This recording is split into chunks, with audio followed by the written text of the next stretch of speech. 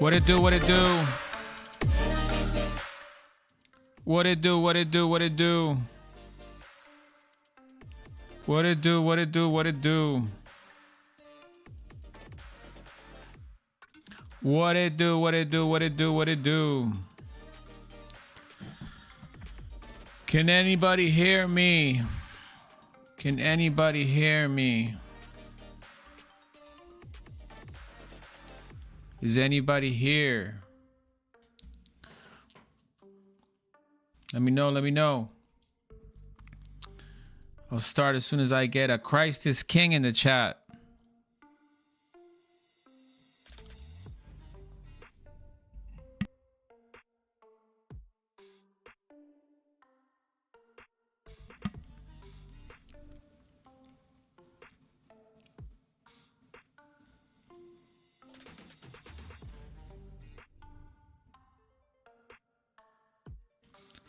How's everybody doing? Hope everybody is good.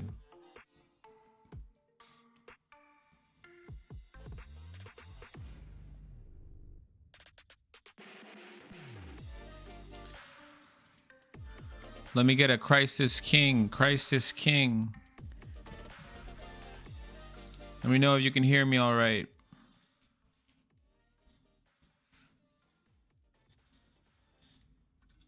All right.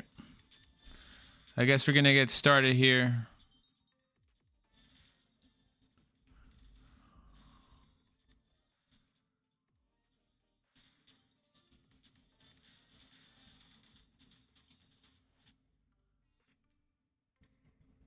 All right.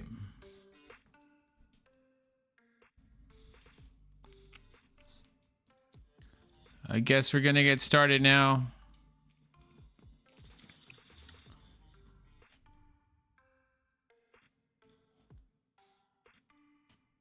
Anybody in the chat?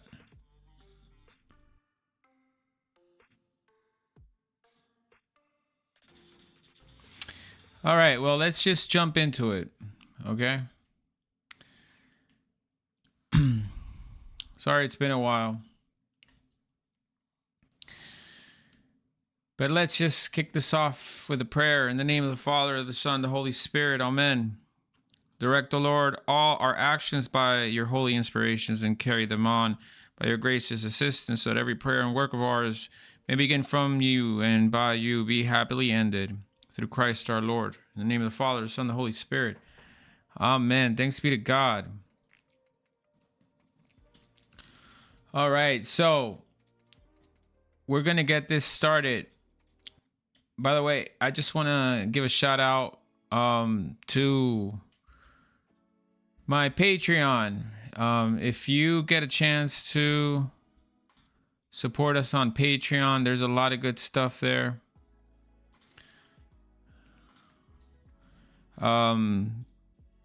We have different tiers. You can schedule a call,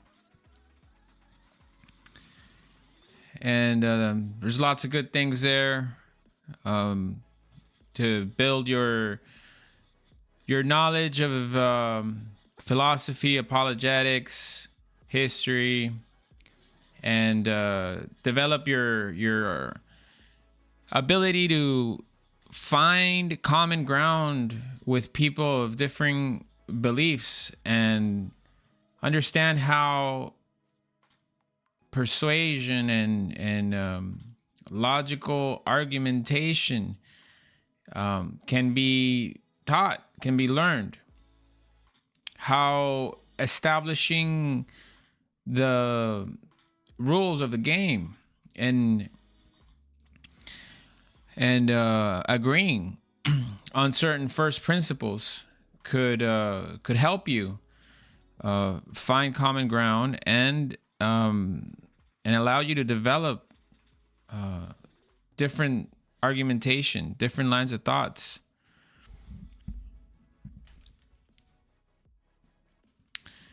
So join us at Hearts on the Cross, patreon.com/ CW Hearts on the Cross / membership. All right.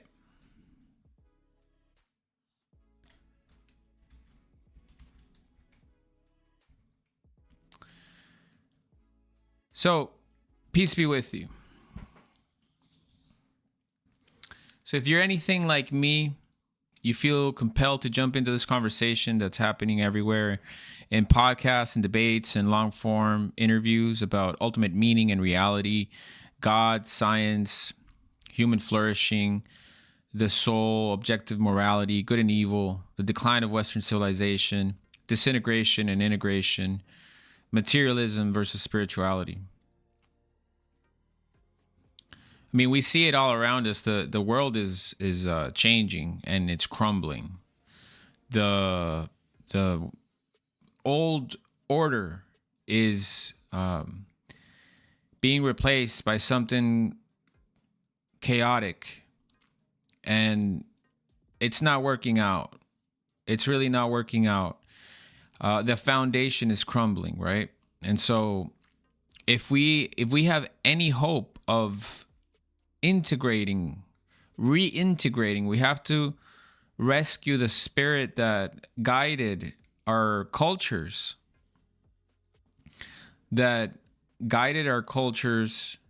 towards truth, right? Which is the first thing that we feel like that has been lost, right? Is the truth. Everything now is a spin, a lie. The Epstein files that have come out have really confirmed what everyone suspected all along about, the ruling class. A shady bunch of individuals. And they have too much power. And, this social contract is really not working out for us. So how do we change things? Okay, how do we change things? So we can't really change things by force. They have a monopoly on force, right? So I think that the only way that we're going to be able to do this, coordinate efforts, is I often remember, I don't know where I picked this up, but I've seen it in different places. This rhetorical question: how do you eat an elephant? Hey, if you're in the chat, let me know how you're doing. So how do you eat an elephant? One bite at a time, right? And we have to eat an elephant as a society in the world, because the amount of corruption at the highest levels is unfathomable. It's literally like drinking from a fire hydrant. It's just so much. We can't absorb it all. So we have to reestablish just ground truths. We have been inundated with falsity for so long. We have to come back to some ground truths. And that's what I want to talk to you about today. I want to talk about truth. What is truth, right? So I want to talk about all these things, right? But it can feel daunting, because who could honestly claim that they have all the facts? Who could ever say that they have all the knowledge needed to decide with certainty whether this, spiritual tradition or that one is objectively true or not? Right? So, or whether a given philosophy can really explain reality, right? Because there's so many competing points of view in the, marketplace of ideas, and they're all at war. So how do we even evaluate? How do we even evaluate them, right? And we see so many, credential experts with differing opinions. So how can we, limited as we are, without any prestigious education, not only be confident in our positions, but actually challenge opposing views in an intellectually honest way. And then there's the human factor, of course, the shortcomings of people everywhere, including our own. And so we end up with so many competing voices that effectively we fall into relativism and lukewarmness. And we hear things like, that's your truth, not my truth. There's no shared ground. It's just parallel monologues. Big tech keeps isolating us and discouraging us. And with the mounting stress all around us in society and culture, it started feeling frustrating a long time ago. Overwhelming, and sometimes even pointless. So what I see is a lot of hedging, a lot of sitting on the fence, hedging bets of agnosticism and perpetual hesitation, right? Keeping a forever maybe attitude. But that gives us no peace. That gives us no peace. We can't forget what's at stake here, Ultimate truth, ultimate value, right? The reason and purpose and the destiny of our lives. So you can postpone these questions for a while, and everybody does, because, life gets busy, and, the urgent always is louder than the most important, but you can't postpone it indefinitely. At some point, you're going to have to address it. We all have a date with destiny when our time is up. And the question is, are we going to be prepared for that moment when our time is up? So you could think that it won't matter then, but what if that is the most important moment in your life? What if the moment between time and eternity is the most important moment in your life, right? So we have to prepare for that moment. So what happens if we do violence to our own intuition that there's more to life than what is immediately apparent, only to find out too late that there really was more? And we could have leveraged that truth to live more fully, to love more deeply, and to really help others. So I feel compelled to enter this conversation, obviously not without trepidation. I don't have any credentials. There's nothing remarkable about me. I didn't go to Oxford. I barely finished high school. I work in a warehouse. But this is what I think about all the time, every hour, every day. I practice living in the constant presence of God, and that has given me certain lived experience. I'm also in the second half of life, and that has to count for something, right? So I want to articulate my position, the position of others, fairly. I want others to learn from my mistakes so that they don't make the same mistakes. I find there's a certain redemption in that. So I want to evaluate different points of view, different arguments, different presentations of the evidence, and defend what I consider to be true. And if I am wrong, then by all means correct me. You would be edifying me, and I would be forever grateful. Because I don't want to be right or appear to be right. I don't want to win a stupid game. I want to be right, not in the sense of asserting myself for the sake of my ego. I want to be right because I have grasped the truth, and the truth is real and accessible. And if I can grasp it, so can you. I want to be right so that I can say this is objectively true, and you can grasp that truth as well. Here it is. The truth, right? Here it is. You can grab it also. So, I believe there's nothing more important. I believe there's nothing more important than the pursuit of truth. I believe there's nothing more noble than the pursuit of truth. There's nothing more valuable than the pursuit of truth. Even if, if I were to ask you what is most important to you, whatever you answer, you would be better served to protect that or to, obtain that which you seek by having the truth at the highest of your, value hierarchy. The truth is the most important thing there is. It's reality. It allows you to navigate life effectively. So you can pursue happiness and end up miserable, but you can pursue truth and consequently end up happy. So there's absolutely nothing more important than the pursuit of truth. And there hasn't been anything more attacked in my lifetime, in my adult life, than the truth. The amount of falsity that we have to, navigate is overwhelming.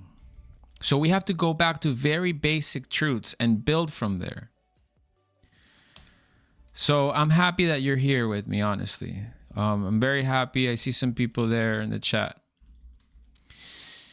So let's talk about truths. There are different types of truths. There are more consequent truths than others. For instance, if I were to tell you, this is coffee, maybe it is, maybe it isn't, but that's not really consequent. That doesn't have any consequence, any importance to you, right? However, things like, is there a God? Is there life after death? Do we have a soul? And if those things are true, should we live differently?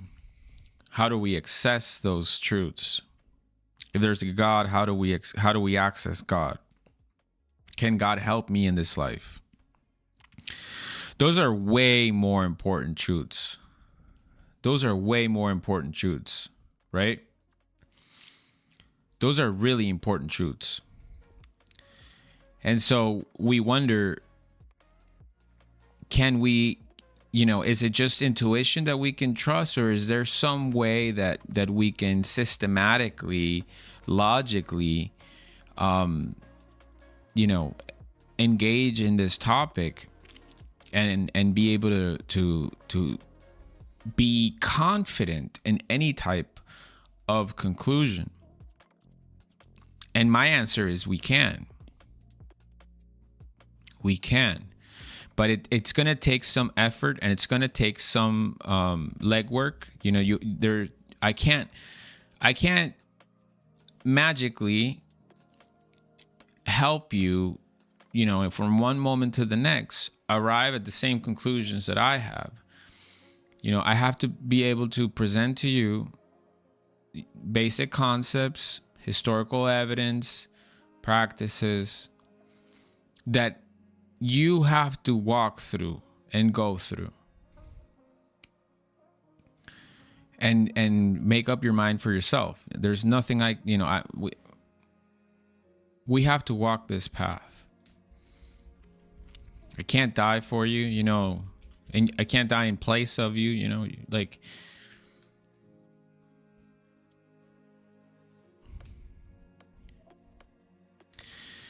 So let's talk about truth. What can we say about truth? Okay? So we can start with the truth does not contradict itself. Truth does not contradict truth. If you have a part of the truth and I have a part of the truth, and we put those two together, they should be able to complement each other. If I give you my truth and you give me your truth, we should both have more truth at the end of our, interaction. So that's a way to so let's talk about truth. That's a way to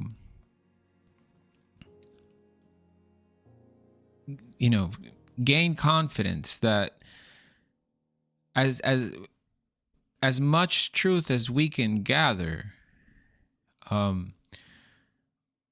will ultimately be able to harmonize all of it, right? What else can we say about truth? Truth isn't a vibe, okay? Truth isn't truth that just works for me, okay?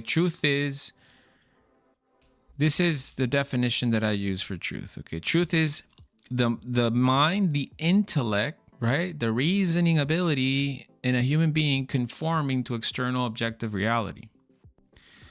So reality is what it is, whether I like it or not, whether I acknowledge it or not. So, for instance, I have a box of matches in my hand, right?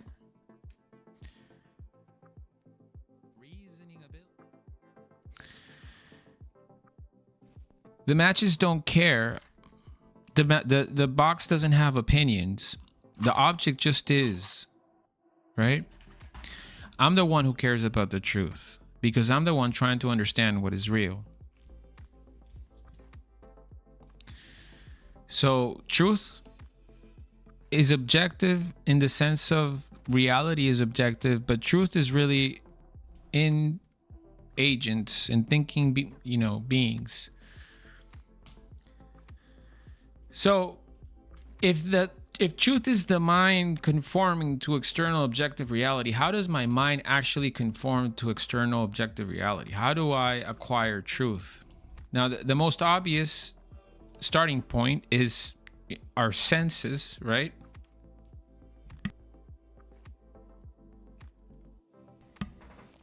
Our lived experience.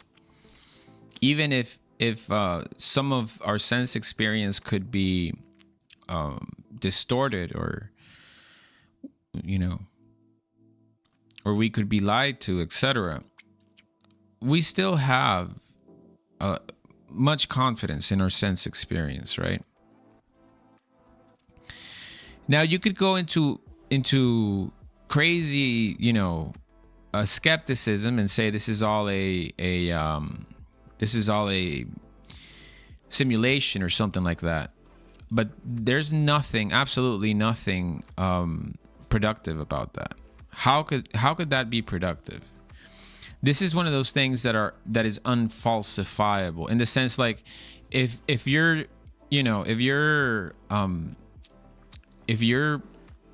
basically asserting everything, you really, if you're predicting everything, you're not really claiming anything at all, right?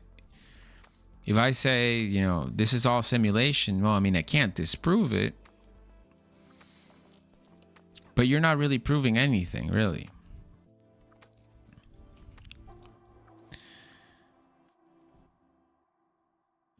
And you can spend a lot of time thinking about that, and it would all be pretty fruitless. You would be better served by taking the principle of parsimony, of economy, and saying that the simplest explanation is that there is a material world, that we live in a material world. We see it. It's persistent, right? The simulation would have to be like even more complicated than the reality, It's a good thought experiment, but it doesn't lead us anywhere. So our sense experience gives us some of this data that can be later evaluated, so that we can see, how this sensory data gives us knowledge of the external world, and then we can, with that experience, arrive at certain truths, right?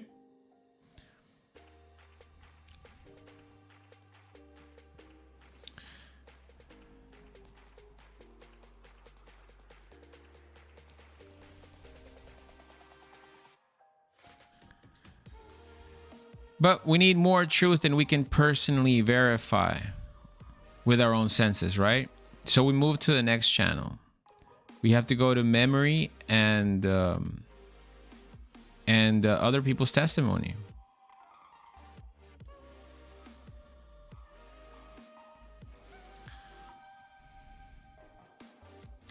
Because most of what we believe, history, geography, what happened before you were born, comes through testimony.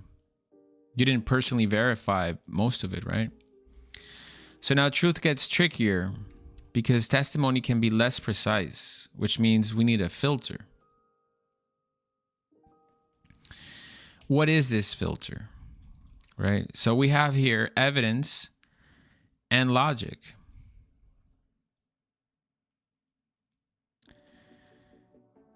We have to assess the evidence, and evidence is like a public trail. There are things we can point to, we can inspect, we can verify, and logic is the structure that lets us test whether these claims actually follow. And we're going to spend a lot of time on first principles because they're our best tool to acquire truth. We'll just present a couple here so that we're going to, but we're going to dive really deep into these right after. So let's just talk about some of the most, some of the first principles that get presented first, right? So the most elementary first principle would be the principle of non-contradiction, right? The principle of non-contradiction is one of the most fundamental principles there is. And it basically says this: a thing can't be, what it is and not what it is in the same time, in the same way, in the same respect. A circle can't be a square, right? A rectangle can't be a triangle. If you call a triangle a rectangle, you're stating a contradiction. A contradiction isn't a thing. So let me show you what I mean. So if I were to put my hands like so, and I would tell you this geometric shape I'm describing in the space between my hands is a triangle, right? If I do this, if you see this and you hear that I say this is a triangle, you would agree. Most logical, reasonable people would agree this is a triangle. Okay? Now, if I were to say this is a triangle that I'm describing with my hands, okay? If I say triangle, this is a triangle, and you see that, this should cause you some cognitive dissonance, right? There should be some tension that you feel, right? You might want to, you might feel like punching me right in the face if I say triangle, right?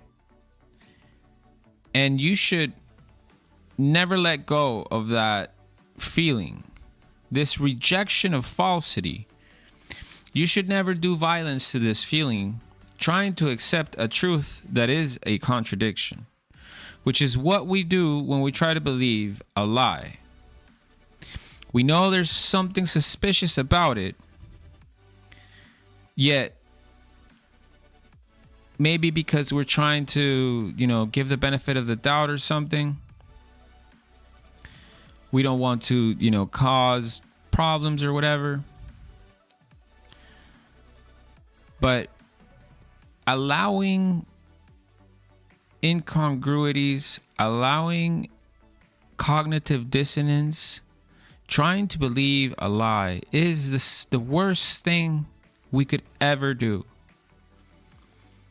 And we've done it so much as a society that we've gotten to this point that we're in a lot of trouble. We're in a lot of trouble. So we have to stop doing this. All right? Collectively as a society, we need to affirm the truth and reject falsity every day. We have this big problem. Let's call it an elephant, right?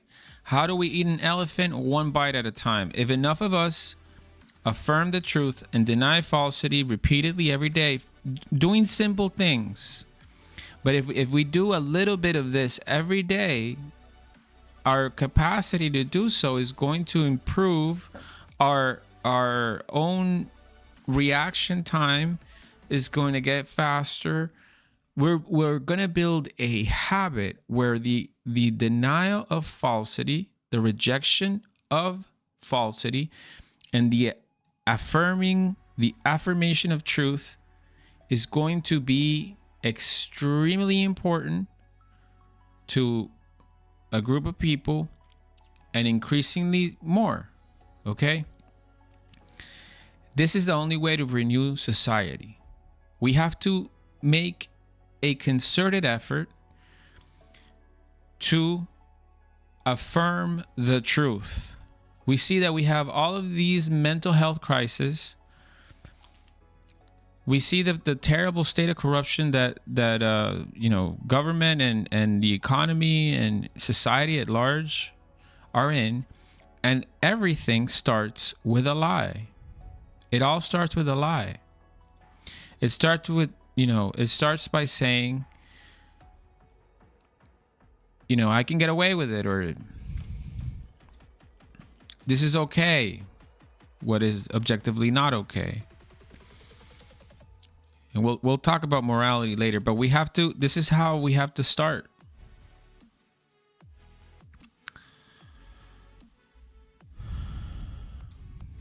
So I just want to reiterate the point that you do violence to your intellect if you try to believe a lie. And what is the result of violence? The result of violence is weakness. So if you do violence to your intellect long enough, you're going to lose the capacity to discern truth and falsity. So this is why the principle of non-contradiction is so important, because it protects our mind from being forced to accept what reality does not at all allow. So a thing cannot be A and not A in the same time, at the same time, in the same way. If I point to a letter and say, this is A, right? And I'm holding up a B, that would be a big problem, right?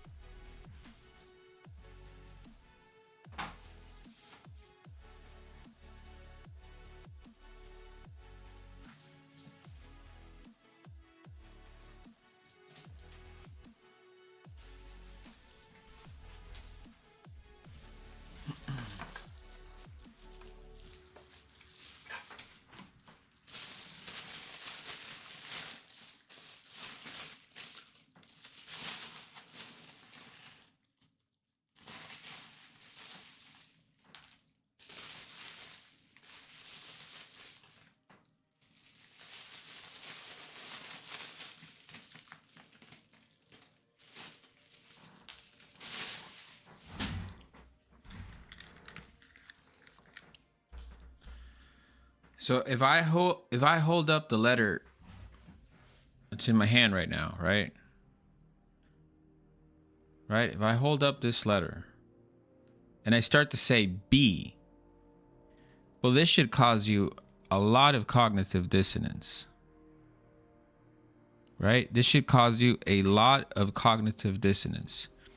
If I were to say, this is the letter B, right? If I say this is the letter B, this should, you should feel the desire to affirm that, yes, this is the letter B, right? If I say, for instance,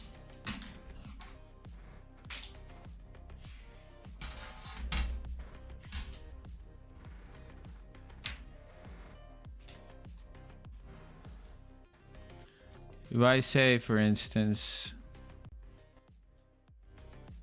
right, 2 plus 2 equals 5. You should feel the desire to yell and punch me, okay? If whenever somebody tells you something that is inherently false, you must deny falsity vehemently, emphatically, right? In the same way, if I tell you 2 plus 2 equals 5, and you tell me under no uncertain terms, my brother in Christ, 2 plus 2 in no way, shape, or form equals 5. 2 plus 2 equals 4. Please, brother, understand that. If you have 2 and 2, this is 4. I would be a better person if you were to correct me. If I told you that 2 plus 2 equals 5 and you were to tell me, no, brother, it is 4, and you help me understand it, I am now a better person. I am a richer person because I have more truth. I have more truth. So if I ever say anything that is wrong, by all means, please correct me. Okay? Please correct me. You would be edifying me, right? Tell me where the problem is in my argument.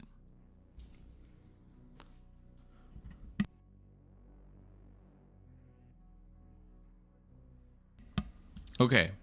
I hope you got the 1984 reference. If you didn't get the 1984 reference, you should definitely read the book 1984 or watch the movie with John Hurt and Suzanne Hamilton. It's my favorite book and movie by far, and we're living in it. So join me in this. Let's endeavor to affirm truth and deny falsity. Okay? Let me run some truths by you. A man cannot get pregnant. A man cannot get pregnant. A boy does not become a woman. A girl does not become a man. So you see how first principles start very unassuming, and they quickly escalate into some serious real world consequence. So if you were watching me thinking that I was like, I don't know, not saying anything very, very important. If you pay attention to first principles, they will clear up any fog of confusion. Okay, this is how we come back to a lived experience of truth, not this postmodern relativist confusion. So this leads me to another first principle, the principle of the excluded middle. A thing is either A or not A. In the same respect, there isn't some third option hiding in the middle. So for instance, we have a match, right? We have a match right here. Here's a match.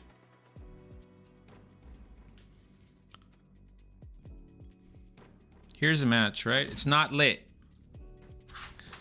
Now, as soon as the match is lit, it's lit. It was either not lit or lit. There's no in between.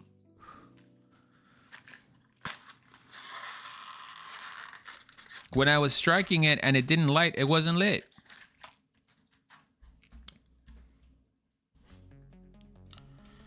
it wasn't lit. And now it's lit.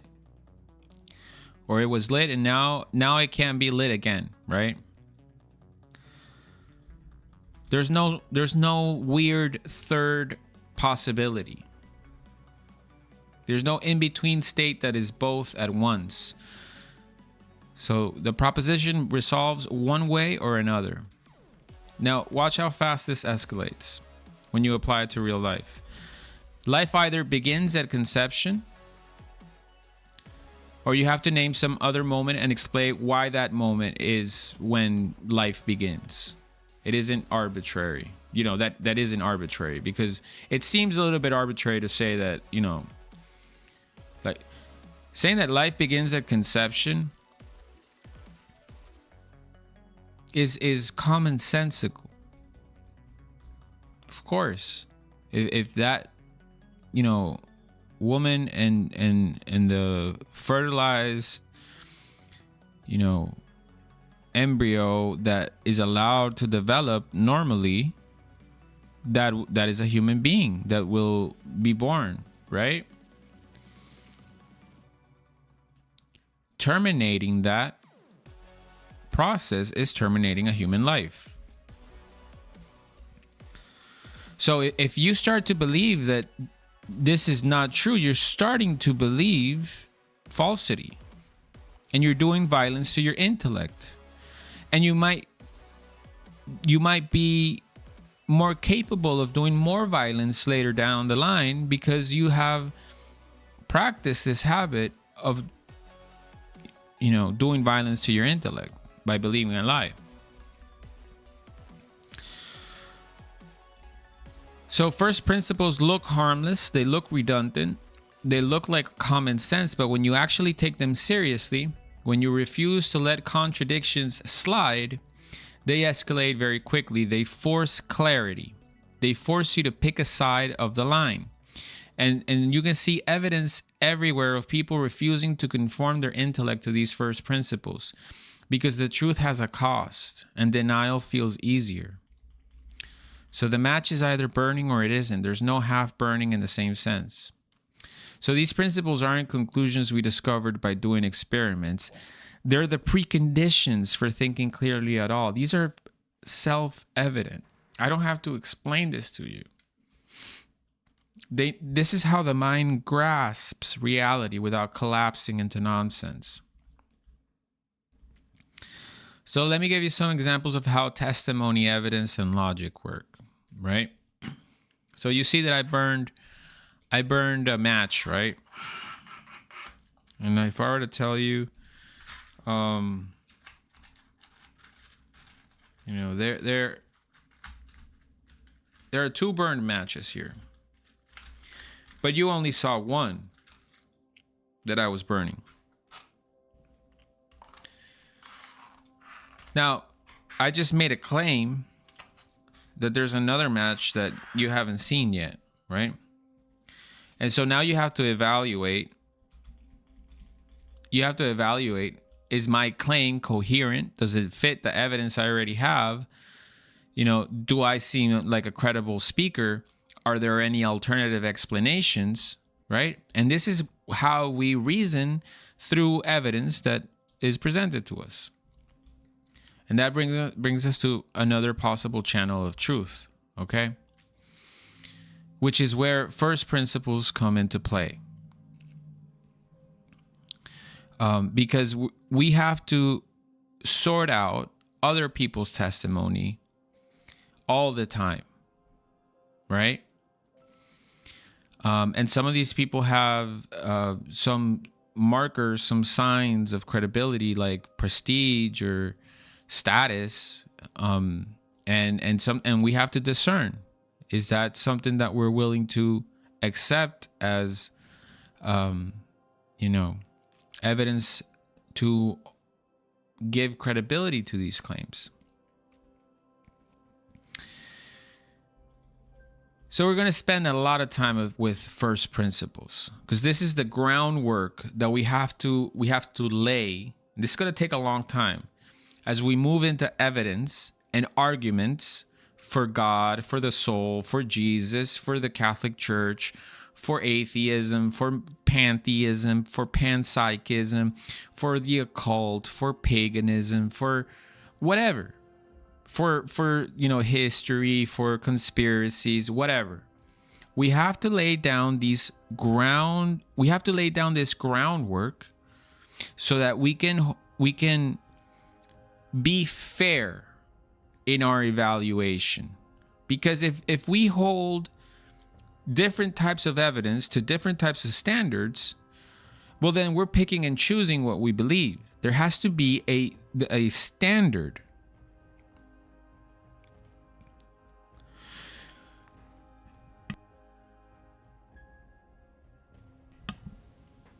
There has to be a standard, right?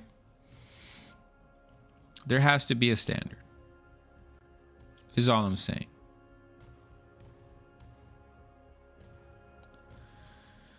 So first principles are those standards.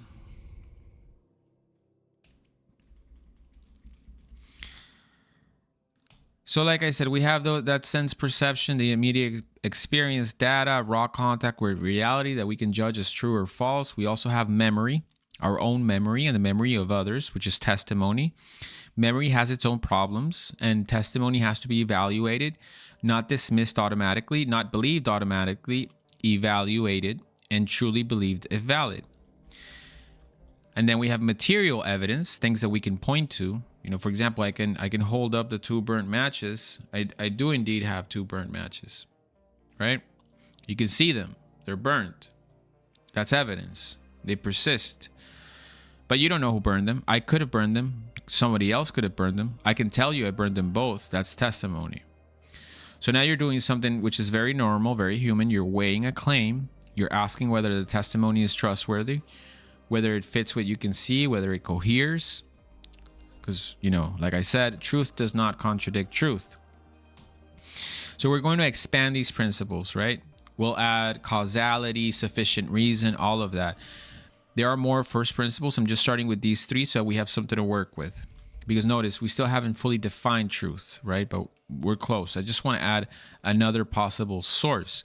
If there is such a thing as God revealing truth, right? If God has actually spoken, then what God reveals, if it is true, should not contradict truth. Maybe it's a supernatural truth, and there are some things that we can verify, but certainly, if there are so-called God-revealed truths, these can be tested, and if deemed true, can be warranted belief.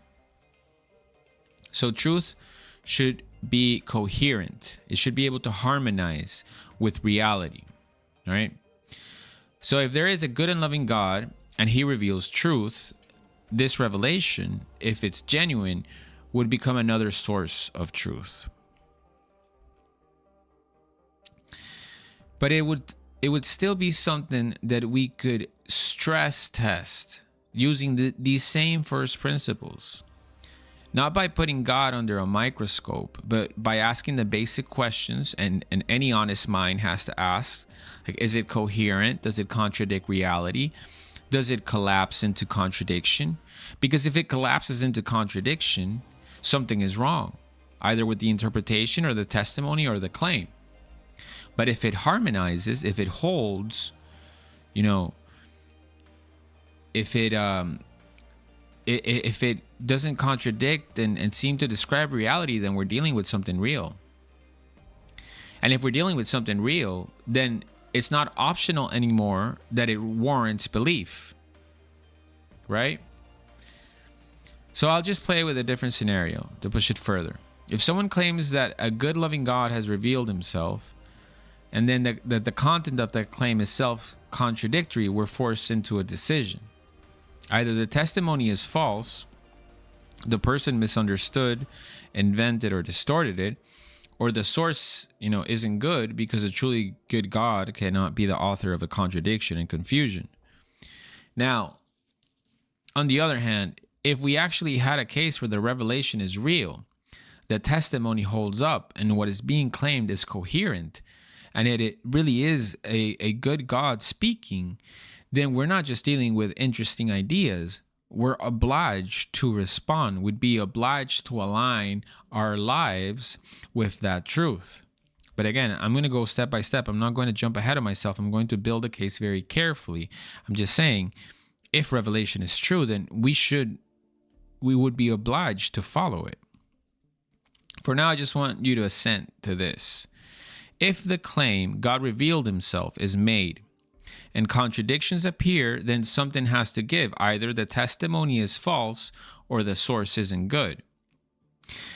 And if the claim is true, coherent, and points to a truly good God, then the truth isn't optional anymore. It demands a response. Those outcomes follow, right? Okay. All right, so let's go back to defining truth. Okay, what is truth? I'm going to give you 4 definitions that are all complementary to each other. They all complement each other.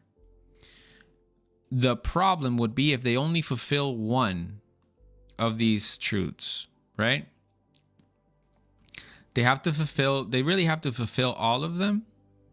If they only fulfill the first one, it might be okay. But if they only fulfill one of the last 3, it's a problem.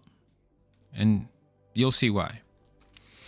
So the first, the most rigorous, the strongest definition of truth is, in the strongest sense, it is the conformity of my intellect to an external objective reality. My mind corresponds to what is actually the case. That is the correspondence theory of truth. And we already talked about the main ways we can perceive and assess reality: sense perception, testimony, evidence, using the first principles of logic to admit, acknowledge, and assent to what is true, right? So now I'm going to add another definition. I'll say this. The correspondence theory of truth is the most demanding and all-encompassing. It's the highest standard. But below that, there are other definitions of truth that can complement correspondence and even corroborate correspondence. The problem comes when people start judging truth mainly through these lesser definitions, and then they treat them as if they replace correspondence. So for instance, the coherence theory of truth. The coherence theory of truth says that a statement, a proposition, a set of claims is accepted as true if it fits without contradiction inside a pre-existing system of beliefs, if it coheres. And in certain domains, that makes total sense. For example, in mathematics, truth is evaluated by coherence within axioms and rules of logic. If you accept the axioms, you can prove conclusions that cohere perfectly within that system. But here's the weakness. A system can be coherent, internally consistent, and still be detached from reality. You can build an elegant structure in your mind that never touches the ground. You have to touch the grass. Okay? So for example, there's certain speculative frameworks in physics, like string theory, the multiverse proposals, that can be mathematically sophisticated. They can cohere within a logical structure. They can feel intellectually satisfying, but that does not automatically mean that they correspond to reality. And this is where people start to get tricked, because coherence can create a feeling of truth. It can feel solid because it's internally neat. But coherence is not the same thing as evidence. There's a specific sleight of hand that shows up here. People will replace evidence with possibility talk. They'll say, well, there are countless conceivable alternatives, or there are many possible explanations, or maybe there are infinite universes. And then they treat the sheer conceivability as if it were a reason to doubt what actually has evidential support. So that's a move from conceivable to possible to probable. So it's really from speculative, highly unlikely, to, conceivable, possible, probable, certain. And they build no bridge. That's the modal slide. And it usually comes with another trick. They'll use exotic options that are, mathematically permissible or imaginable or unfalsifiable, that can't be proven, just to avoid the most straightforward explanation that actually corresponds to multiple lines of evidence. For example, the Big Bang is one of the most well-supported theories that actually made predictions of a hot beginning that was confirmed by the cosmic microwave background radiation, and has been mathematically proven by the Gordy-Guth-Vilenkin theorem that any universe with an expansion rate greater than 0, such as ours, has had a beginning. And everything that begins has a cause, and everything that has a cause is outside of the effect, and this we call God. But you'll hear, because if the cause is outside of space, time, matter, and energy, well, that sounds a bit like God, right? Of course, we're jumping to conclusions right now, right? I'm going to lay this down very, very carefully. I'm going to present, the arguments and the counter arguments, all these things. But, I just want to show you how saying something extremely common sense, accepting that, and then escalating that makes things, very high stakes. The problem is when we start to change the standards, that's when we're picking and choosing truth. So, anyway, let me know if you're in the chat, y'all. I do this for you. I hope that you're in the chat. Anyways, so because people have pre-existent commitments to a universe without God or whatever that gives birth to itself, or that is just a brute fact, people reject the evidence. And people, make up arguments that sound very convincing. There's a lot of, verbally articulate, intelligent people that will formulate arguments that sound sophisticated and convincing, but they're unfounded. So what I'm trying to do, I have no credentials, right? What I want to do is I want to present, this foundation that we should all be able to agree on, logical first principles, and then go through all the evidence at a, popular level, and then come to a conclusion, right? Like a syllogism. Like if you have, two propositions, a middle term that's distributed, the conclusion follows, right? If all men are mortal and Socrates is a man, therefore Socrates is immortal, okay, that everyone should be able to accept that.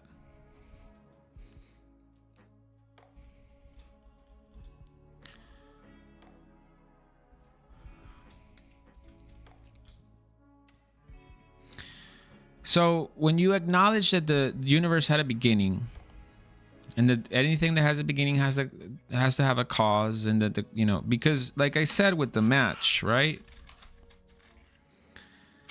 The match is either lit or unlit. The universe is either, expanding or it's not. And if the universe is expanding in the forward direction of time, it was contracting. And you contract far enough, you end up basically disappearing with an infinite curvature of space and time, like Stephen Hawking showed. A singularity. So out of nothing came everything. Nothing is not a quantum field. Nothing is nothing. Nothing can do no thing. Anyways. So you'll end up with some explanation like, oh, this explanation, sure, the Big Bang Theory fits the evidence, but there could be endless other explanations we can imagine. Therefore, we shouldn't treat this as real. That's the modal shift. That's not intellectual rigor, that's evasion. It's choosing the comfort of a coherent story over the hard demand of corresponding to reality. So coherence matters, it's real, it's useful, but coherence is not the final court of appeal, because a belief system can be perfectly coherent and still be a closed loop. So correspondence, the correspondence theory of truth stays king, but truth should also cohere. The problem would come if it coheres, but it doesn't correspond to reality. So truth is ultimately about whether your mind conforms to what is, not merely what fits nicely inside a system. So this is why I'm cautious with purely coherent frameworks. For instance, string theory. It's been developed for decades. Its roots go back to the late 1960s. And there's been an enormous amount of brilliant mathematical work poured into it. It can be elegant, it can be sophisticated, it can generate beautiful structures, but here's the issue, and it's not a new complaint. For all that work, it still hasn't delivered a clear, uniquely testable prediction about the observable universe that we can actually confirm. So yes, it can cohere internally, it can fit cleanly inside a formal system, it can feel true because it's consistent, but coherence is not the same thing as correspondence. A theory can be internally consistent and still be hovering above reality, unable to cash out in confirmed evidence. So it can cohere beautifully inside a framework, but coherence alone doesn't guarantee it corresponds to what it is. And this is where people get lost in the sauce. They're trying to make reality fit what they already want to believe. So you'll get scientists, brilliant people who are committed to a purely mechanical explanation of everything. And because they're committed to that, they'll deny God by saying, well, there must be an infinite multitude of universes out there. So, and that's the move. The move is basically, look at how finely tuned the parameters of our universe are, how balanced the fundamental forces are, how improbably suited reality is for life. That's not design, that's just luck. Because if there are infinitely many universes, then of course one of them was bound to hit the jackpot and we just happen to be standing in it. But notice what's happening. That's a coherent story. It can fit inside a mathematical framework. It can feel neat. But where's the correspondence? Where is the observable data that confirms that infinite multiverse? Because we can't observe infinite multiverses. We don't measure them. We don't test them. We don't verify them. We don't know anything about them. We're being asked to accept an enormous metaphysical claim with enormous metaphysical consequences to avoid a conclusion. Meanwhile, what we actually see when we look out the observable universe is a universe with a history, cosmic expansion, a hot, dense early state, something that looks very much like the universe is not eternal in the way people wish it were, but we're getting ahead of ourselves. We'll build that step by step. For now, the point is simple. People will choose an exotic, unverified position because it coheres with what they want, rather than follow the evidence where it actually leads. So truth is the conformity of the mind to external objective reality. We access truth through perception, memory and testimony, evidence and logic guided by first principles. And if revelation were to be real, it must harmonize with truth, not contradict it. And the reason we're laying this groundwork is simple, because until we agree on what truth is and how we can know it, we're not debating ideas. We're just throwing words at each other. All right. So we talked about the correspondence theory of truth. We talked about the coherence theory of truth. And next up is the consensus theory of truth. So the next definition of truth is the consensus theory of truth. And consensus truth shows up anytime certainty is hard to reach. In court, for instance, a jury delivers a verdict. It has real implications. An official conclusion. Ideally, that consensus is reached by weighing evidence, conforming judgments to reality, and checking coherence across the facts. In other words, consensus can be a legitimate endpoint of serious reasoning. But consensus becomes dangerous when it's treated as truth, even when it doesn't conform to reality or cohere with the full body of evidence. And most people have lived some version of this. You were taught an official story in school, and later you discovered that there's serious counter arguments that exists, and it doesn't feel like mere new information. It can feel like betrayal, manipulation. You can feel disinformed and gaslit. The outrage is real because what was presented as truth was often validated more by authority and repetition than by careful examination. So here's the definition. A claim is treated as true when experts, institutions, or the majority agree to accept it as true. It becomes official truth because a recognized group says so. This approach has a place, right? There's strengths to it. Consensus is useful when certainty is limited. Courts need verdicts. Science needs working conclusions to build on. Governments need policy decisions. Societies can't pause forever waiting for perfect knowledge. But there's a problem, the weakness. Consensus can feel especially authoritative, and yet agreement can produce official belief without producing objective reality. It can settle decisions, but it cannot settle reality. History proves this. So slavery was once socially respectable and legally protected by consensus. The crowd can normalize evil, and institutions can enforce it. So consider a scientific style example of consensus functioning like a substitute for deeper explanation. Let's talk about Darwin. Evolutionary theory became the dominant framework for explaining the diversity of life. But consensus around a framework isn't the same thing as a complete account of reality. Even mainstream science distinguishes two questions, like evolution, how living things diversify once life exists, and the origin of life, how life begins in the first place. And the origin of life remains one of the biggest unsolved problems. Research is active, but the precise pathway and environment are not settled. So, and then there's also the Cambrian explosion, a geologically narrow window in which many major animal body plans appear in the fossil record. So scientists debate the drivers and the timing, but it's widely recognized as unusually rapid by evolutionary standards. Not instantaneous, millions of years, not days, but still striking enough that critics ask a serious question. Adaptation within limits is obvious, but do we have a fully satisfying account for the origin of complex new biological information and truly novel body plans?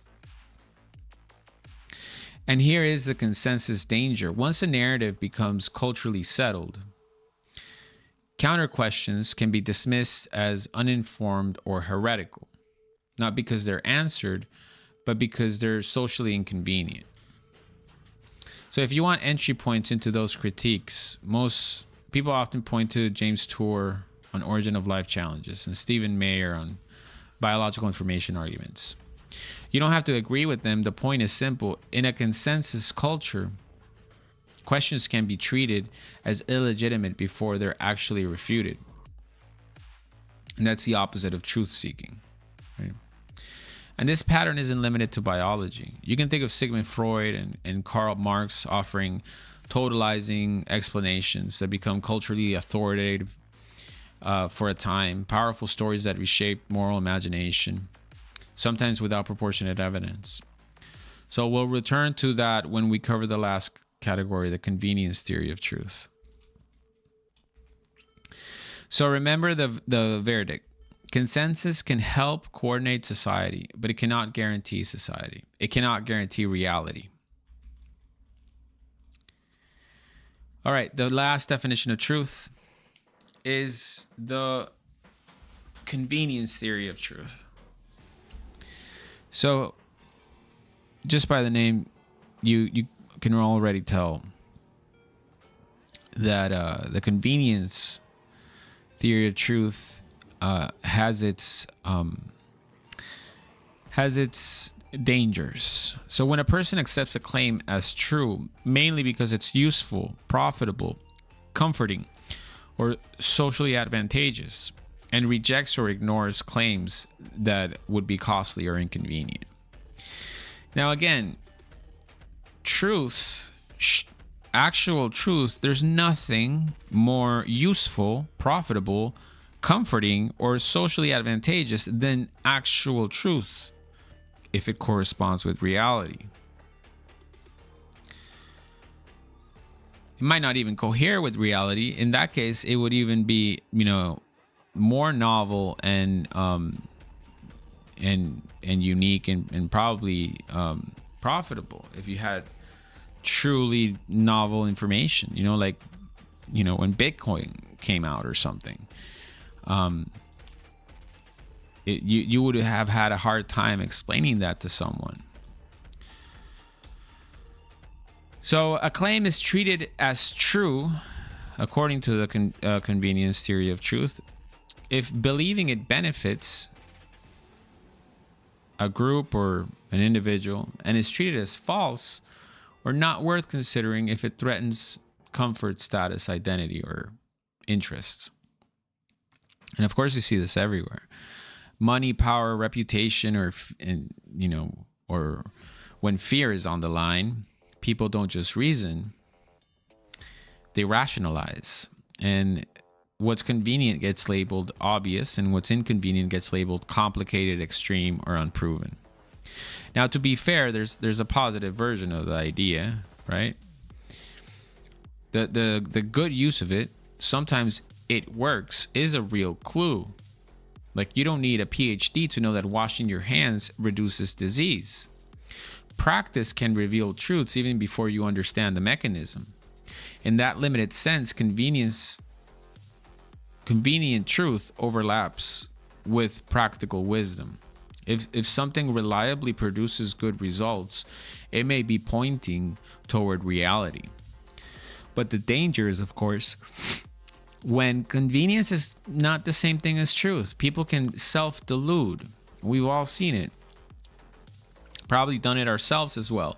Selectively notice evidence or adopt comforting stories because they reduce anxiety. They justify desires, protect identity, or preserve profit. Convenient truth is the easiest way to become sincerely wrong. And that's the key. Convenient truth is often a lie you tell others. It's a lie you tell yourself so you can keep moving without changing. So here's the higher principle. Real truth should be convenient in the long run because reality has consequences. If you align with what's true, it eventually pays in integrity, stability, and peace, even if it costs you in the short term. But if you only accept what is convenient right now, you build your life on sand.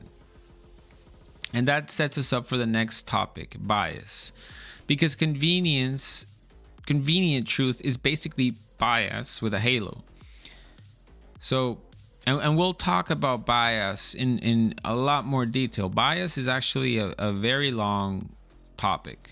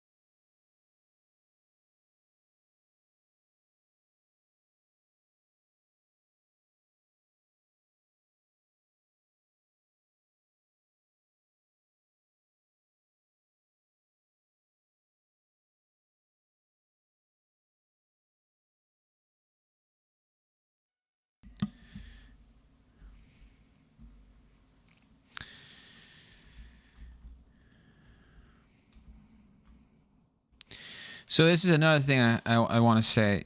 You have to consistently, you have to make a commitment to truth. Almost like a vow. Every day. You have to have an active, repeated commitment to truth. Otherwise, you won't seek what's real. You'll seek what's convenient.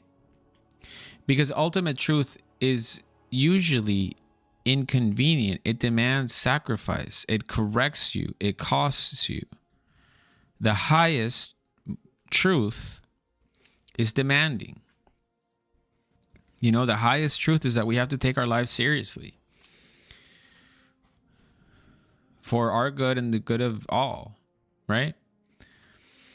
And that's usually inconvenient.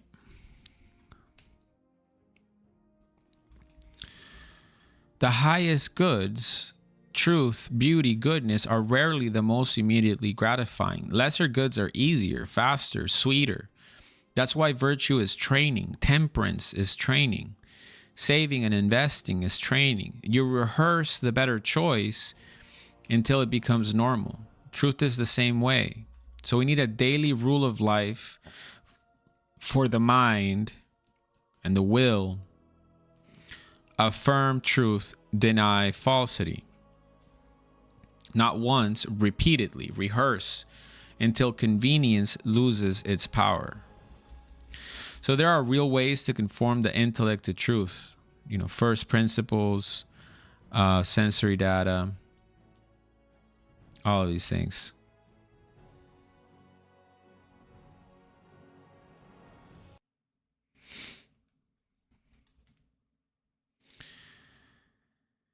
Evidence and arguments. But most people don't reject truth because the logic is too hard. They reject it for 3 deeper reasons, right? They reject it because of emotional reasons.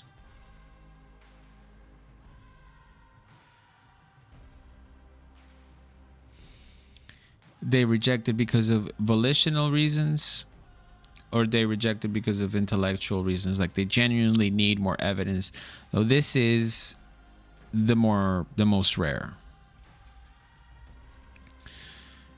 It's the rarest because when someone actually loves truth, evidence works. You know, you show them the case clearly and they adjust. But it's necessary to express a commitment to truth, worth inviting others to commit to truth, regardless of emotional or volitional costs, so that we can build common ground little by little. Okay? Let me say it again.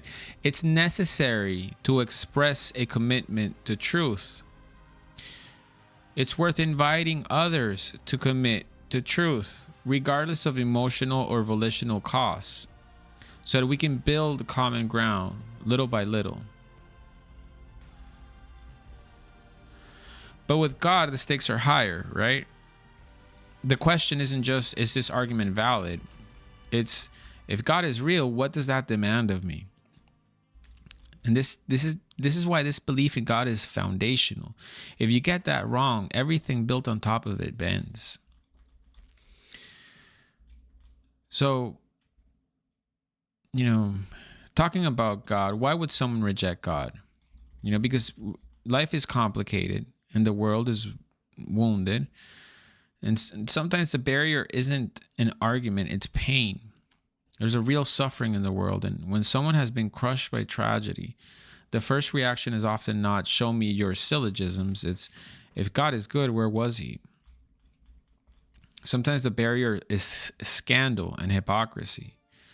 You know, if a person has been hurt by someone who claimed the name of Christ, especially if that hurt came from like a Christian institution, then every contradiction they see afterwards feels like proof that the whole thing is fake. They don't just doubt the claim, they doubt the messenger, you know. And as Catholics, we should accept something sobering. People hold us to a high standard because our Lord holds us to a high standard. That shouldn't produce anxiety, it should produce clarity. The standard is not our enemy, it's our witness. Another barrier is social pressure and ridicule. We live in a culture where belief in God is often treated as childish, superstitious, or anti-science. And people don't want to be embarrassed. They don't want to be the one who gets laughed at. So they borrow a posture, trust the science, consensus theory of truth, even when they haven't actually studied the evidence. And the uncomfortable truth is that the science versus God story is oversold. In a Pew survey of the American Academy of Scientists in 2009, 51 said they believed in God or a higher power. So, 33% God and 18% the higher power. So while 41% said they believed in neither. So the question is not, can smart people believe? They obviously can. The question is, what is this person protecting? Pain, pride, autonomy, or comfort? Because under the emotions, there's usually a deeper issue, the will. If God is real, if God is not just a concept, but the highest good, highest truth, highest beauty, then God makes demands.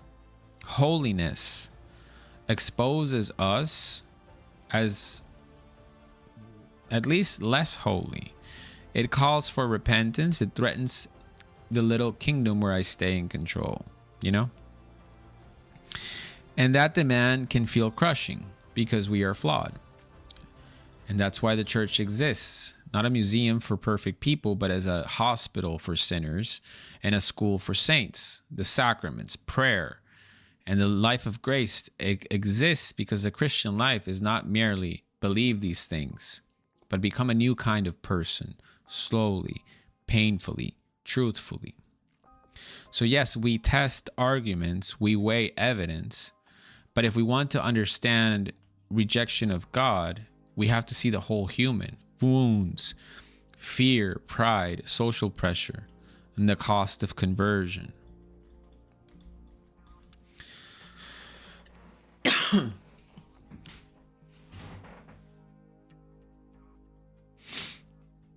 You guys, anybody in the chat?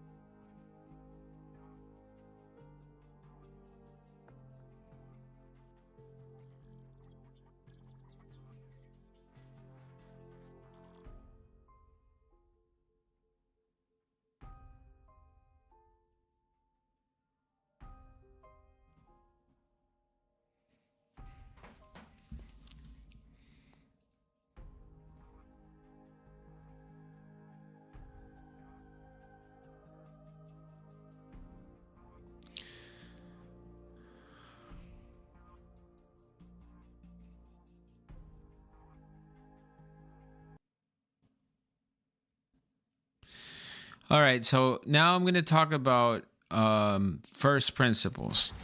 This is going to take a pretty long time. So I have a system. The system is called credos.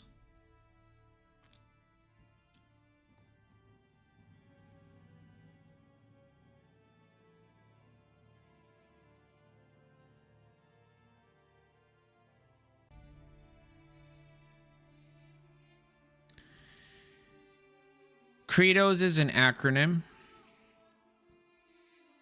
It stands for causality, reality, evidence, direction, order, and sacred. The first category, okay? This is just a collection of my logical first principles with which I evaluate evidence, data, and propositions.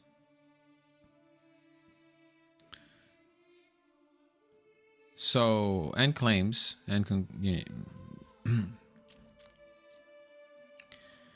But yeah, so this is the Credos framework. Okay, why do I have an acronym? Why am I making it a system? I don't know. My brain likes systems. So Credos. We're going to talk about causality, principles of causality and change.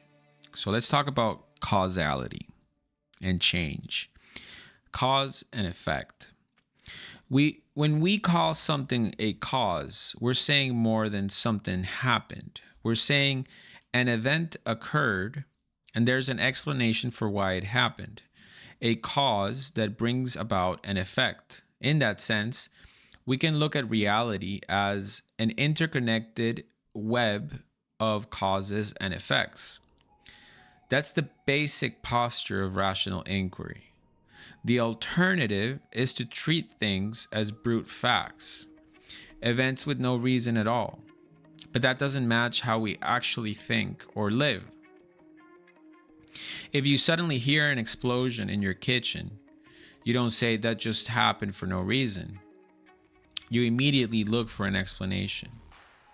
The instinct to seek causes is basic to rational inquiry, and it sets up causality, the principle of sufficient reason, later in the same block.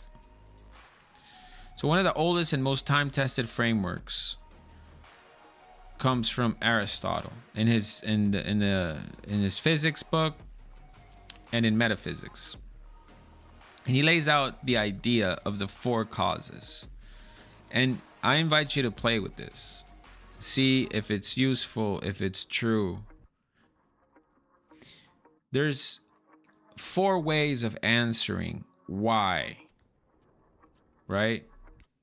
Because that's what a cause does. You know, it answers why.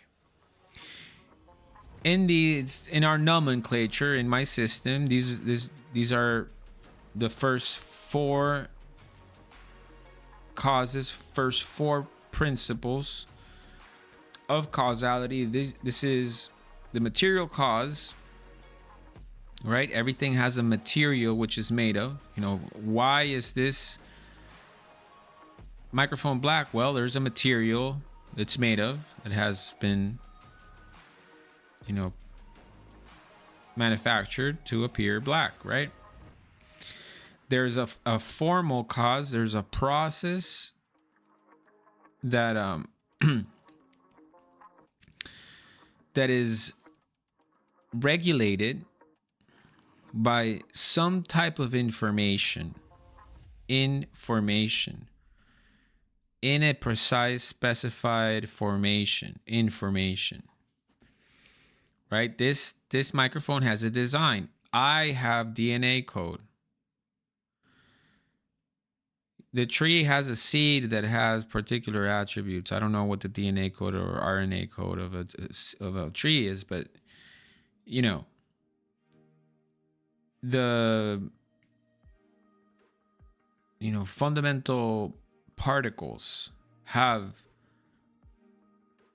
laws that conform their constituent parts to a certain organization and relationship. This is true of everything. Absolutely true of everything.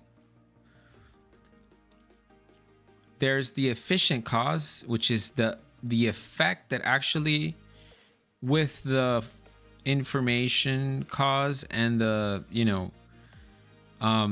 material cause, actually brought together the materials and produce the phenomena.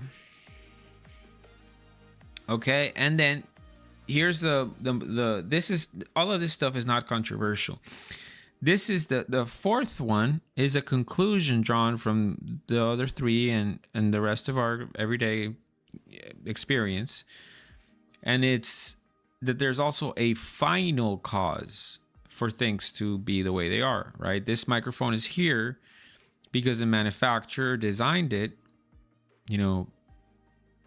accumulated the material needed for it, the material cause, and produced it, the efficient cause, for a specific final cause. What is this final cause? The final cause is that I have a microphone that I can, talk to you with,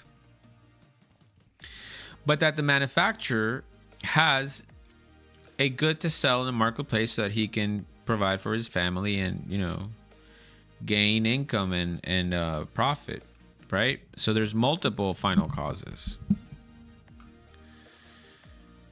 And that's hard to argue against. If you look at the natural world, I mean, it's hard to argue against, saying that the sea, it has as its final cause to be a habitat for life and to nourish, it does so many things. The sea does, right? Life probably originated from the sea.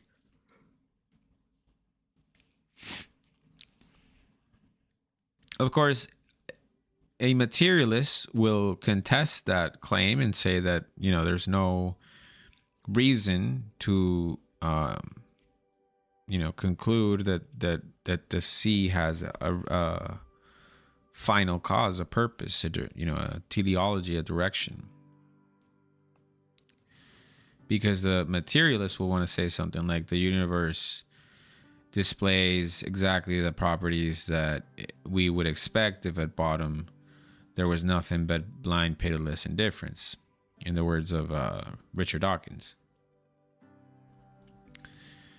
But then again, we see that doubt is the product of usually emotions or volition,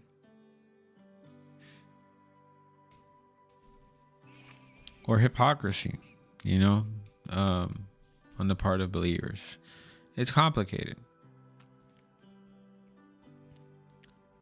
Anyways.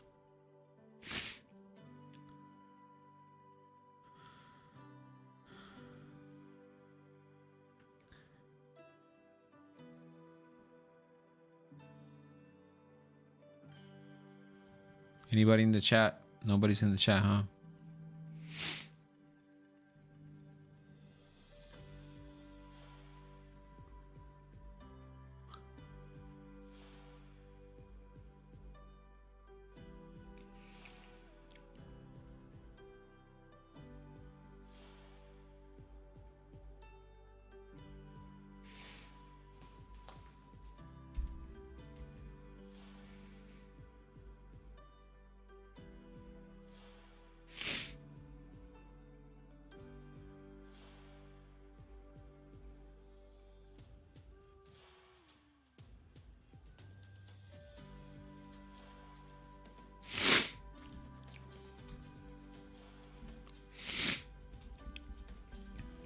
So let's talk about credos. Causality. 1, material cause, what it's made of. The stuff out of which a thing is made. Its underlying matter or components. The material cause answers a basic why question. What is this thing made of? If you want to understand a match, right? A match is made of wood, glue, and a combustible material. That's the material cause, right? A statue is made of bronze. A table is made of wood. A baby is made of organs and cells. A match is made of wood, glue, and a combustible head. And this matters. The material cause explains the physical substrate, but never the whole reality. It doesn't explain the whole reality. It just explains the physical substrate. Material alone doesn't tell you what kind of thing it is or why it is organized this way.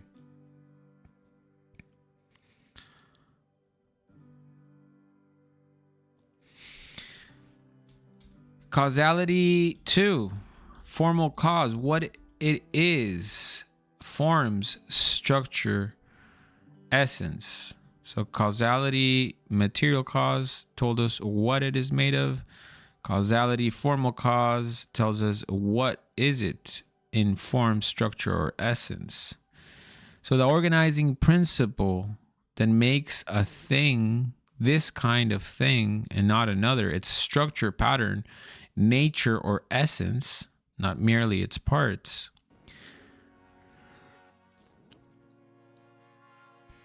So this answers, what is this thing as a unified whole? A match isn't just wood. It is wood shaped and assembled in a very specific way. The design, the organized form, the matter it conforms to can be described as information, a specified arrangement. In an analogous way, our body has organizing principle, often discussed in terms of genetic information, which points to a formal cause.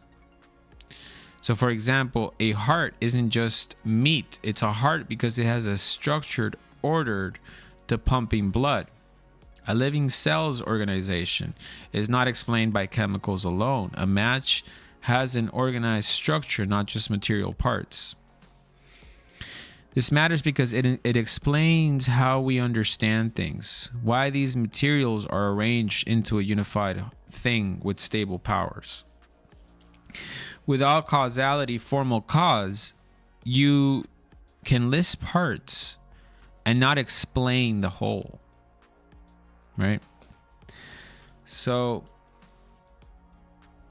the next category is efficient cause. What brings it about? Sorry guys, I'm gonna have to get a coat. It's cold.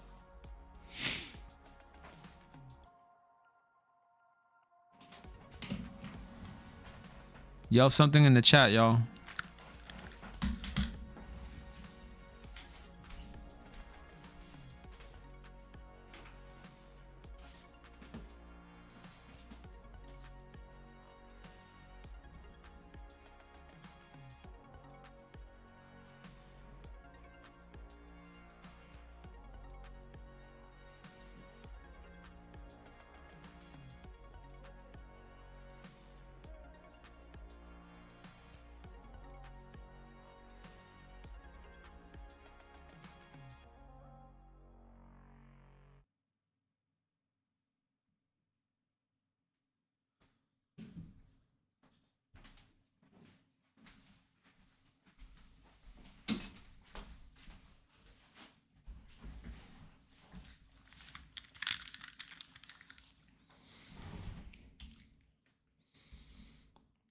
All right.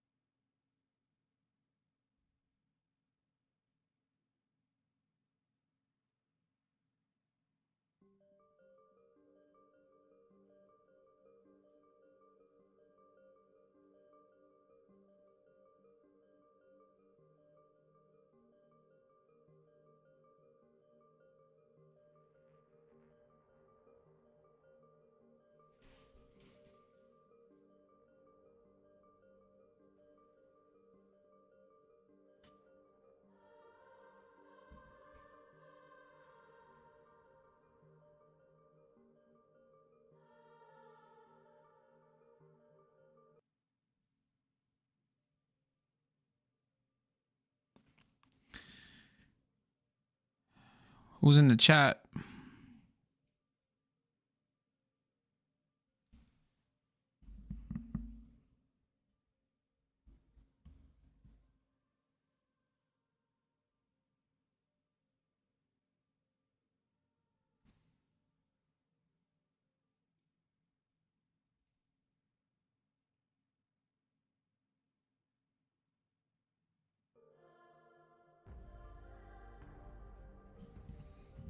All right. Who's in the chat?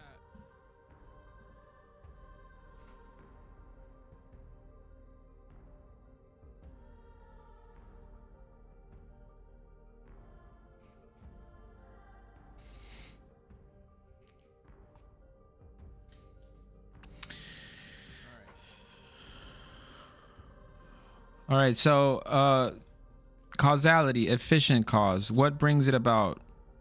What produces change? The manufacturing process. What initiates, produces, or actualizes a change? So, efficient cause answers what brought it about. For a match, it's the manufacturing process, the people, tools, machines, and actions that produced it. For you, in an analogous way, causality, efficient cause, includes your parents' actions and the whole chain of conditions that made your coming to be possible. Is also why causality, efficient cause, naturally leads into causality, principle of priority of act to potency.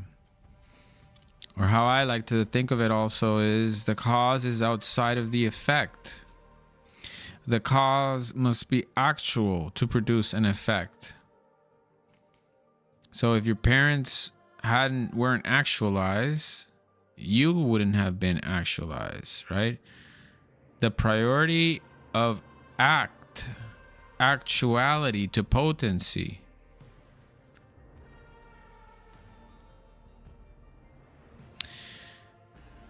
The priority of act to potency, and the cause has to be outside of the effect. So the sculptor makes a statue, fire heats water, parents generate a child, a spark ignites fuel, a match exists because of a real manufacturing process.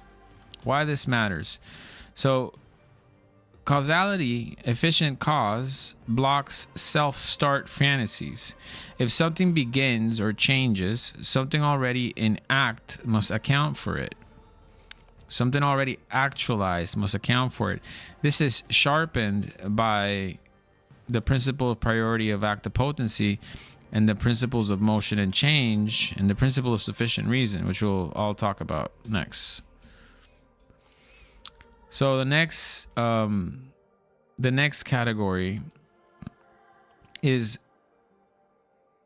causality for final cause. What it's for, its end goal and telos. And this is going to be a whole category on its own, but I didn't want to separate the four causes from each other. We'll talk about order, direction, teleology separately. So the end purpose, for the sake of which a thing acts, not a vibe, an intelligible direction of operations. And we'll talk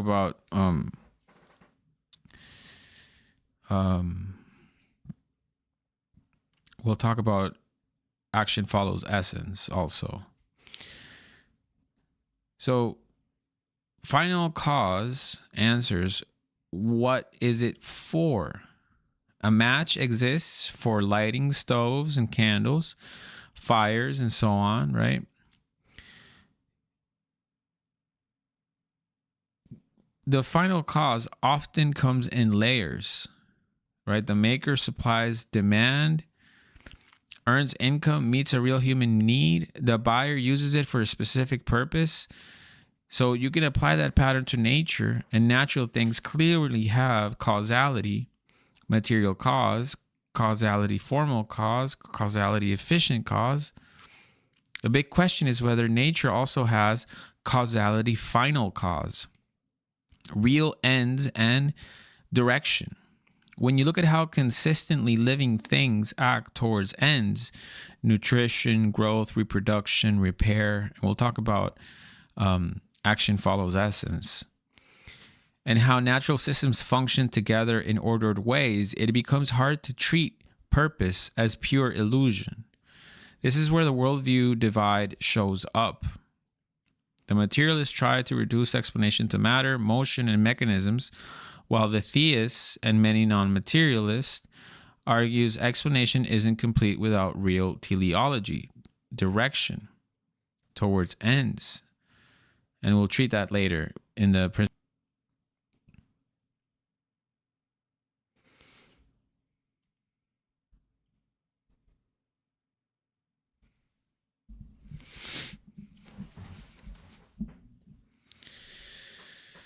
So, for example, eyes are for seeing, acorns are ordered toward oak trees.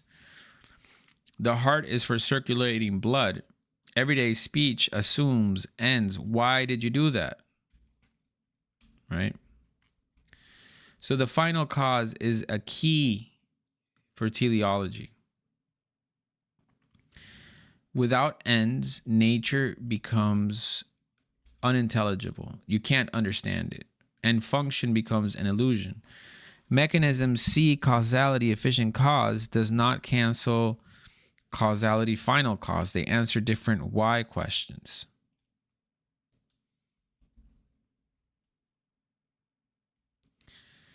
Causality is, more, what is it for?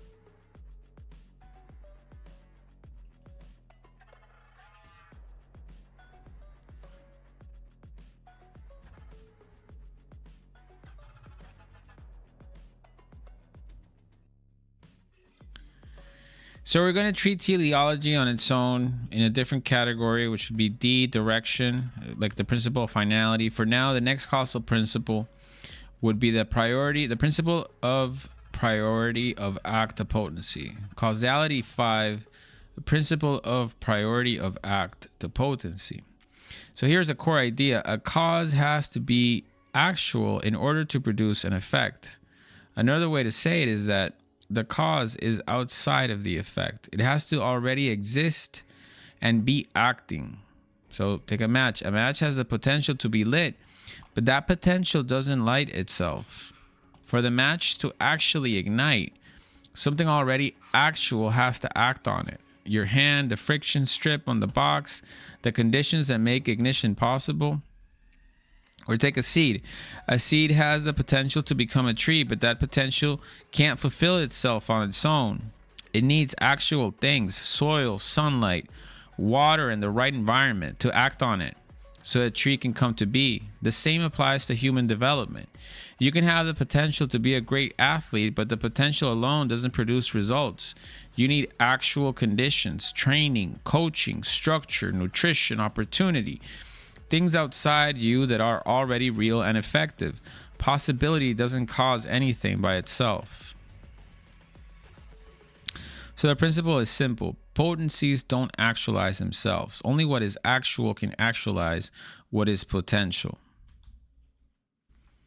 And we'll see that principle of priority of act to potency. So this is the next principle, which is the causality dot 5 principle of priority of act to potency. Potency does not exist except in relation to act. So actual things that are actually real are the only things that can make potential things actually real.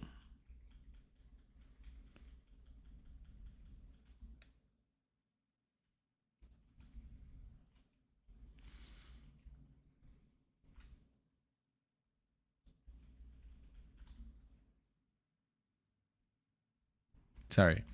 So the principle of motion and change. Causality dot 6.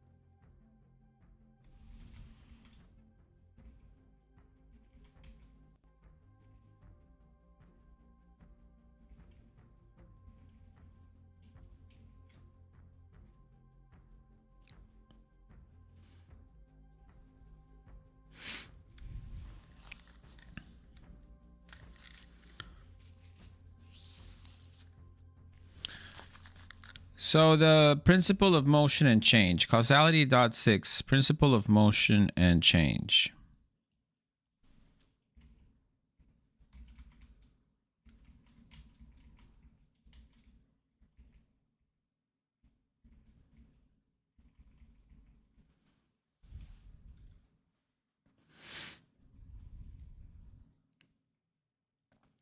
Change is the reduction of potency to act by something already in act. Change is the reduction of potential to actual by something already actualized. Whatever is moved by another. Motion and change are not self-caused. What is in potential to be actualized only by something already actualized. So causality.6, principle of motion and change, is just causality.5, principle of priority of act to potency applied to change in the real world. So a Newton's cradle, right? You have a Newton's cradle right here.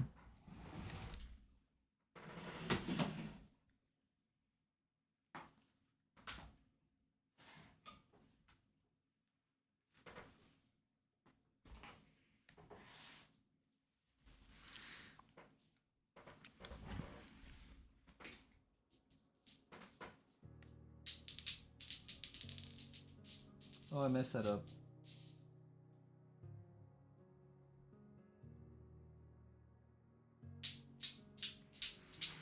So we have a Newton's cradle there, right?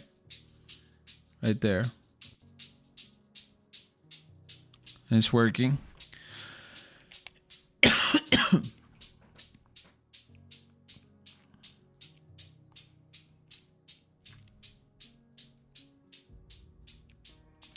That Newton's cradle would have sit there for 100 years. It wouldn't have started moving by itself. Something has to start it. Now, once it's moving, it continues on for a while, but it still required an external actualizer to begin. The same is true everywhere. A seed requires warmth, water, and nutrients. A match requires an actual spark and flame. A ball rolls when something pushes it. Water heats when something hot raises its temperature.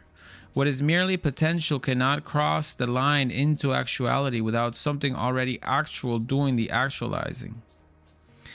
A seed requires warmth, water, and nutrients. A match requires an actual spark or flame. A ball rolls when something pushes it.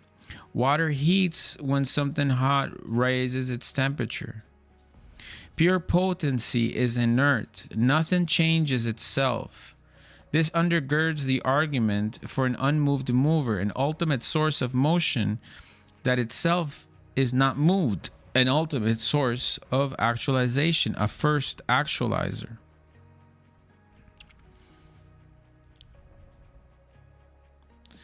Now connect causality, the principle of motion and change, to the second law of thermodynamics, entropy. In a closed system, usable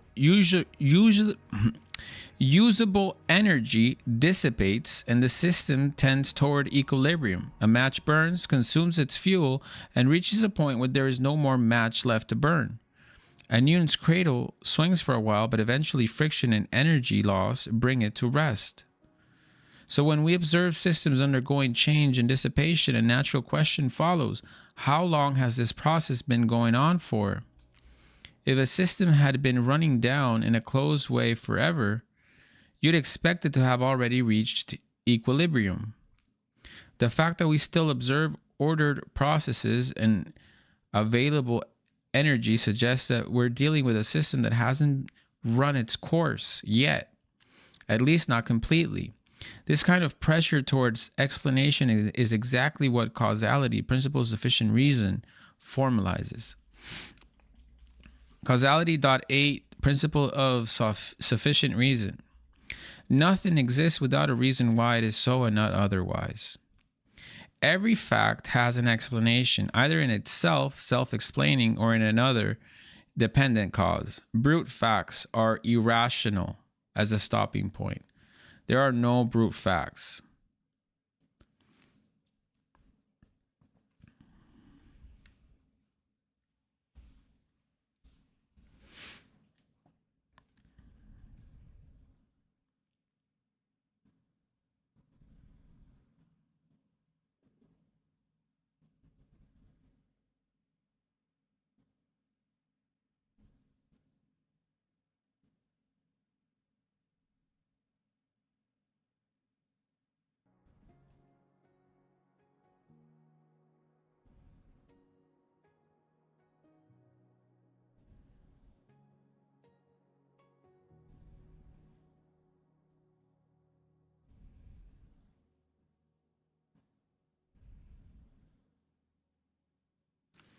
So thinking that there are such things as brute facts is dangerous. This is obvious. Once you allow brute facts at a foundational level, you weaken the whole idea that truth is something we can rationally pursue and actually know. So if you hear a sudden explosion, you ask what caused it. A library appearing overnight demands a reason beyond it just is.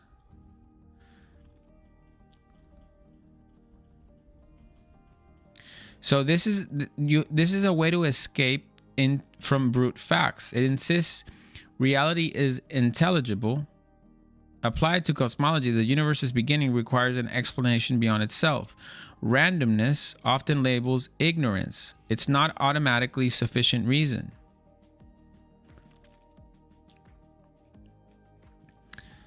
All right, causality.9, proportionate causality. The cause cannot give what it does not have. Effects cannot exceed their causes, except insofar as the cause contains the effect either formally, directly, or eminently in a higher way.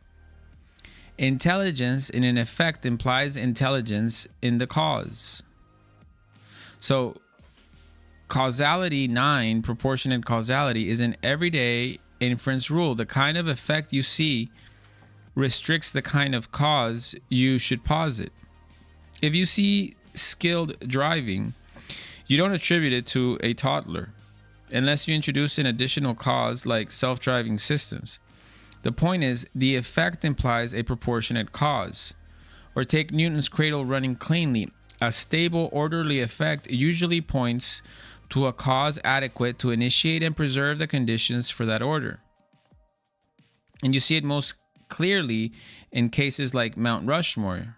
Erosion produces erosion-shaped results, random, uneven, non-symbolic, but carved faces are intelligible and highly specific, so you infer coordinated intelligent agency. That's causality.9, proportionate causality in action. So a theorem's proof presupposes a mathematician's mind. A coded message points back to an intelligent sender. This matters because chance and necessity can't carry the full explanatory weight for intelligence, order, or morality. These effects demand a cause with proportionate explanatory power, ultimately God, as the first cause. Causality.10, principle of resemblance. Every effect resembles its cause. Okay, explanation. Effects bear likeness to their causes according to their mode of being. The signature of the cause is imprinted in the effect. For instance, causality.10, principle of resemblance, is how we trace agency and origin. Children resemble parents. A species produces its own kind. Artistic works reflect the habit, style, and mind of the artist. Even birdsong reflects the kind of creature producing it. So if an effect displays intelligence, order, or beauty, causality.10, principle of resemblance, tells you those qualities must be present somewhere in the causal story, either in the direct agent or in the system that generated it. For example, bird songs reflect species-specific patterns. Artistic style reveals its artist. Life arises from prior life. This helps trace agency. When effects display intelligence, order, or beauty, it signals a cause with those qualities. So causality, the principle of resemblance, can be tied up with, proportionate causality and the principle instrumental and secondary causality. Causality.11, principle of dependence on causes, conservation. The effect depends on the cause not only for its origin, but for its continuation. For example, some effects depend on causes not just to begin, but to persist. Continuous causality is required for ongoing existence. So the principle of dependence on causes is the difference between a starter cause and a sustaining cause. A light bulb stays lit only while current continues to flow. A violin makes a sound only while the bow is moving. We remain alive only as long as we continue to receive oxygen. In these cases, the cause isn't just a past event, it's a present condition. This is why classical theism says creation is not only a past beginning claim, but a present dependence claim.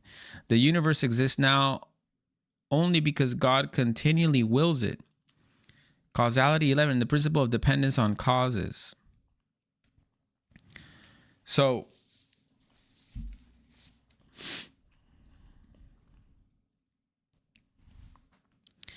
for example, a carpenter makes a table out of wood.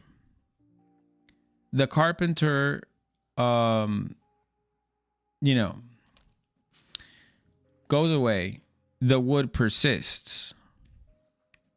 God made us out of nothing. If God goes away, what would remain? Nothing. Let me say that again. A carpenter makes a table out of wood. He goes away. The table stays because it's made out of wood. God created out of nothing. If God were to go away, what would remain would be nothing. I'm just going to say this a third time. A carpenter creates with wood a table. When he leaves, the table stays. The wood of the table stays.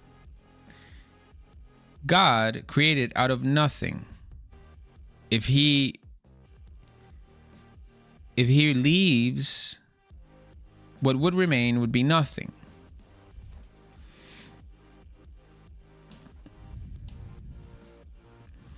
All right, so the principle of instrumental and secondary causality.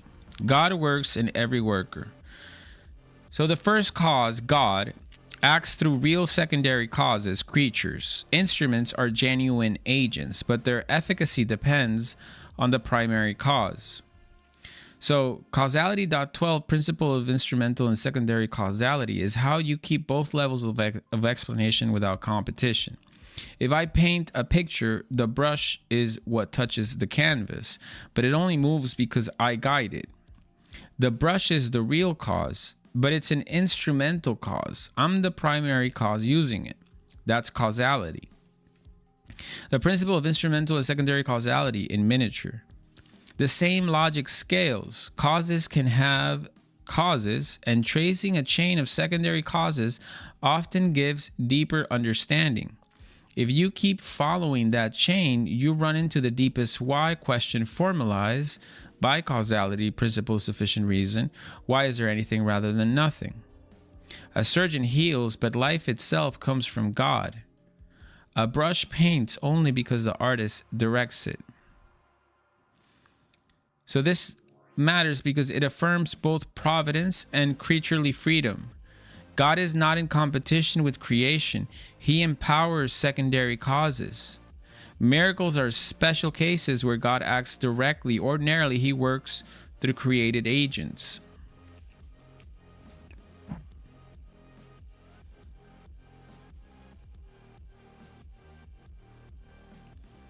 So, the principle of dependence on causes and principle of sufficient reason.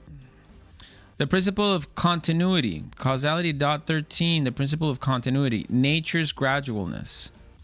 Thesis. So nature ordinarily makes nothing by sudden leaps. Miracles break this rule. Natural change normally proceeds through gradations, not absolute jumps. Potency is actualized by degrees, though thresholds still exist. So causality, principle of continuity, nature's gradualness, says continuity is the norm. Most processes unfold through gradual stages. A child grows through infancy, childhood, puberty, maturity, middle age, old age. That's continuity. But the principle of continuity also helps you spot what deserves attention. Sharp discontinuities are not the ordinary pattern. Some thresholds stand out, like ignition in a match. It's unlit, then it's lit, or the difference between inorganic matter and living organisms. The jump from no life to life is not a small step. Continuity is the default, and the real discontinuities should force sharper explanation. So day becomes night through dusk and dawn. A child grows gradually, though thresholds occur. This matters because it explains why natural transitions appear gradual without denying real distinctions. It allows continuous process and categorical thresholds, including debates about personhood and the rational soul. So when an egg is fertilized by a sperm, you have a human being from one moment to the next. So in summary, these principles form the grammar of causality and change. So you have the 4-cause toolkit, that is the material cause, formal cause, efficient cause, final cause. You have the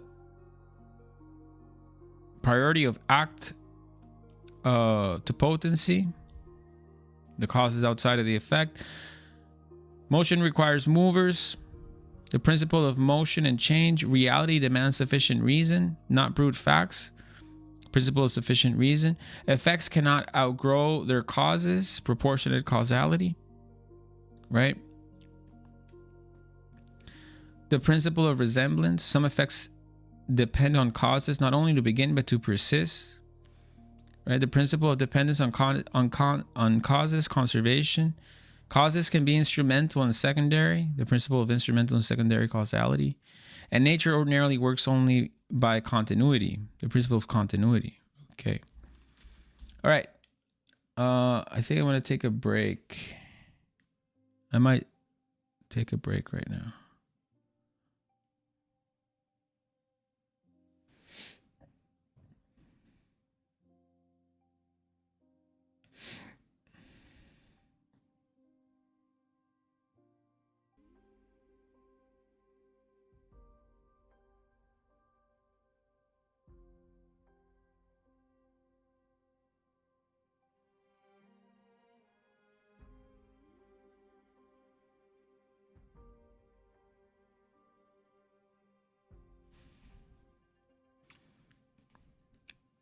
Anybody want to shout out something in the chat, y'all?